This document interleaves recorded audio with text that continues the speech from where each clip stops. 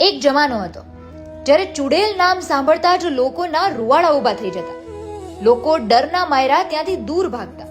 પણ આજે સમય અને ભક્તિએ એની કરવટ બદલી છે કે જે નામથી ડરતા હતા આજે લોકો તે નામની પૂજા કરે છે.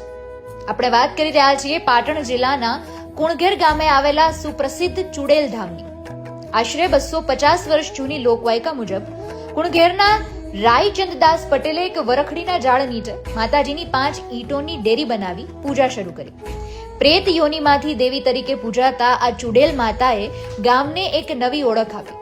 1991માં અહીં ભવ્ય મંદિરનું નિર્માણ થયું, જે આજે પણ માતાજીની અખંડ જ્યોત ભક્તોને આશીર્વાદ આપે છે.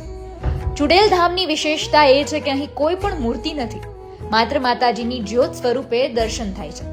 સૌથી મોટી વાત એ કે અહીં કોઈ ભૂવા કે દોરા ધાગાનું કોઈ જ સ્થાન નથી. લોકો માત્ર પોતાની સાચી શ્રદ્ધાથી અહીં ફરિયાદ લઈને આવે છે અને માનવામાં આવે છે કે માતાજી દરેકનું નિરાકરણ પણ લાવે છે. અને કદાચ એટલે જ આ મંદિરને લોકો હાઈકોર્ટ ઓફ કુણઘેર તરીકે ઓળખે છે. મંદિરમાં પ્રવેશતા જ તમને હજારોની સંખ્યામાં રંગબેરંગી ચૂંદડીઓ જોવા મળશે. આ ચૂંદડીઓ એ ભક્તોની આસ્થાનું પ્રતીક છે, જેમની માનતા પૂર્ણ થઈ છે. ઘણા લોકો વરખડીના ઝાડ પર પણ ચૂંદડી બાંધે છે, તો ઘણા પોતાના મનોકામના પૂર્ણ થયેલા બાળકોના ફોટા પણ અહીં મૂકે છે. સાચી વાત તો એ છે કે જ્યાં શ્રદ્ધા હોય ત્યાં પુરાવાની જરૂર નથી હોતી.